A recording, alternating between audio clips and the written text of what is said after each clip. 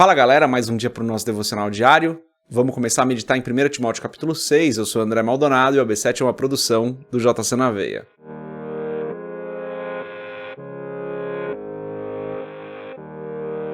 Primeira Timóteo capítulo 6, versos 1 e 2 está escrito assim: Todos os que estão sob o jugo da escravidão devem considerar seus senhores como dignos de todo respeito, para que o nome de Deus e o nosso ensino não sejam blasfemados. Os que têm senhores crentes não devem ter por eles menos respeito, pelo fato de serem irmãos. Pelo contrário, devem servi-los ainda melhor, porque os que se beneficiam do seu serviço são fiéis e amados. Ensine e recomende essas coisas. Até aqui, só até o verso 2, vamos fechar os nossos olhos, curvar nossa cabeça e fazer uma oração. Pai, Tu és maravilhoso, o Senhor é santo, justo e fiel. Não há outro que seja perfeito como o Senhor. Tu és o único Deus verdadeiro. Tu és o Rei dos Reis, o Senhor dos Senhores. Tu és o Príncipe da Paz. O Senhor é maravilhoso, a Tua bondade não tem fim. Na Tua bondade e na Tua misericórdia eu peço, Senhor, perdoa os nossos pecados. Perdoa-nos da mesma forma que nós temos perdoado as pessoas. Guia-nos nos Teus caminhos para que nós façamos a Tua vontade, Senhor. Pai, em nome de Jesus eu Te agradeço porque o Senhor nos abençoa todos os dias.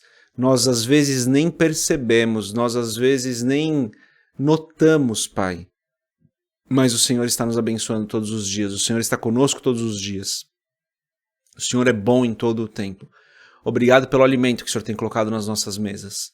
Obrigado pela nossa família. Obrigado pela noite de sono. Obrigado por tudo que o Senhor fez, faz e vai fazer. Obrigado, Senhor, pelo nosso sustento que o Senhor tem nos dado. Em nome de Jesus, Senhor, eu peço que o Senhor nos abençoe hoje. Nos guarde, nos livre do mal, que o Senhor esteja conosco em todo o tempo, que o Senhor guie os nossos passos de maneira que nós não caímos em tentação. Por isso eu digo, não nos deixe cair em tentação, Senhor. Que tudo aquilo que nós precisamos para hoje o Senhor nos dê. O Senhor é o dono do ouro e da prata, o Senhor é a fonte da nossa provisão, e eu peço então, Senhor, que tudo o que nós precisamos para hoje, o Senhor nos dê. Em nome de Jesus, Pai, eu oro pedindo que o Senhor abençoe cada um que está aqui conosco. Direcione, guarde, guie. Abençoe cada família aqui representada, Senhor, mas principalmente aqueles que ainda não aceitaram a Jesus como Senhor e Salvador.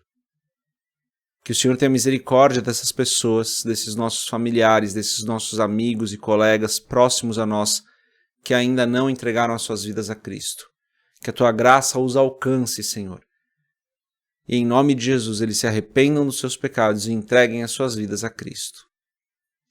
Oro também hoje, Pai, pelas nossas autoridades aqui no país, que o Senhor nos abençoe, prefeitos, governadores, senadores, deputados, presidente, que o Senhor os guarde, os guie, para que cada vez mais nós tenhamos um país que está de acordo com aquilo que o Senhor deseja. Sei que é uma área tão complicada, uma área tão difícil, mas oro pedindo que o Senhor abençoe a nossa liderança aqui no país. É o que eu peço em nome de Jesus. Amém. Perfeito, antes da gente continuar, se você não é inscrito no nosso canal, se inscreve, compartilha o AB7 com outras pessoas e dá uma olhada aqui nos links que a gente tem na descrição aqui, tá? Tem link para você entrar na comunidade do Telegram, do WhatsApp, tem link para você seguir a gente no Instagram, tem link para você comprar o livro Muito Além de um Pai, que dá para comprar a versão física e a versão digital. A versão digital sai muito baratinha. Tem um link para você ajudar a gente a continuar aqui o trabalho, tá bom? Tem, assim, várias coisas para você fazer aqui, então tá tudo aqui na descrição desse devocional. Lemos os versos 1 e 2. E eu comentei esses dias dos versos 1 e 2 do capítulo 6, né? Porque esses versos aqui, então, a gente vai hoje falar para você que tem escravos, precisa ensinar os seus escravos, precisa mostrar esse texto aí para os seus escravos, que eles devem te considerar dignos de todo respeito, para que o nome do próprio Deus e o ensino de Paulo não seja blasfemado. E com essa frase eu atingi um total de 0 pessoas. Porque hoje em dia não temos mais escravos. Então lembra do que eu falei recentemente, né? A gente precisa entender que essa carta de Paulo foi escrita num contexto onde a escravidão ainda era algo comum, talvez, ainda era algo aceito. não era a mesma escravidão que a gente experimentou no século XIV, XIII, XV, XVI. Não o mesmo tipo de escravidão. A escravidão para o povo de Israel era algo diferente. Mas mesmo assim era considerado escravidão. Então não tem como a gente aplicar esse texto literalmente para nós. Porque nós não somos escravos de um senhor. Certo? Agora, literalmente a gente não pode aplicar. Mas é claro que tem algo aqui que a gente precisa aprender com esse texto. Aliás, tem várias coisas. Primeiro, a gente é sim escravo de um senhor, né? Nós somos escravos do Senhor. Nós somos servos do Senhor. Mas esse texto não fala disso. Esse texto não fala da nossa relação com Deus. E por que eu afirmo que esse texto não fala da nossa relação com Deus? Porque Paulo, no verso 1, ele se refere a todos os senhores, e no verso 2 ele se refere aos senhores crentes. Não tem como fazer essa distinção se ele estivesse querendo, de alguma forma, falar do nosso relacionamento com Deus. Agora, a gente pode aplicar isso para aqueles que têm um chefe na empresa, um patrão, um gerente, se chame como você quiser. Sim, então nós estamos sob o jugo do serviço. Daí, escravidão fica uma palavra muito pesada para esse contexto, mas nós estamos sob o jugo do serviço, a gente deve considerar os nossos chefes como dignos de todo respeito, para que o nome de Deus e o ensino não seja blasfemado. Pronto. É uma forma da gente aplicar esse texto, não de maneira literal, como Paulo escreveu para aquele público, mas com o mesmo intuito. O intuito de Paulo era fazer com que aqueles que eram escravos cristãos honrassem os seus senhores, sendo os seus senhores cristãos ou não. Para quê? Para que o nome de Deus não fosse blasfemado. Para que os senhores não virassem e falassem assim, mas aquele escravo ali que agora diz que segue a Cristo e está agindo dessa forma.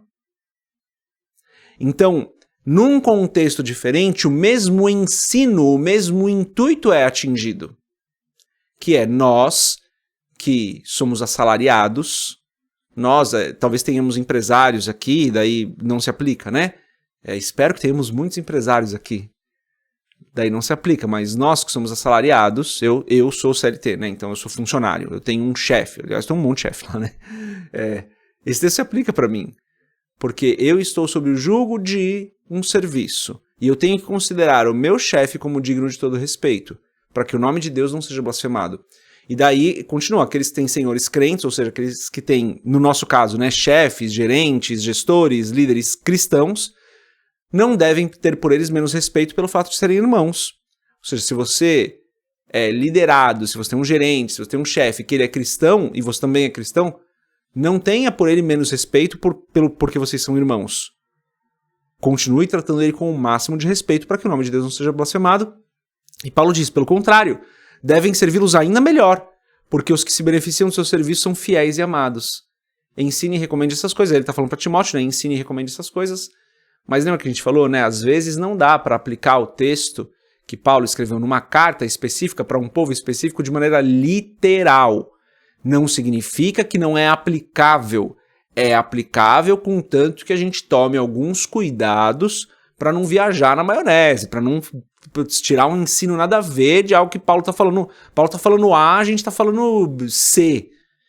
Então aqui, dado o contexto, a gente entende que Paulo escreveu para um contexto de escravos, mas a gente pode aplicar tranquilamente nas nossas vidas para aqueles que trabalham para alguém. Tranquilamente, atingindo o mesmo objetivo que Paulo tinha ao escrever esse texto.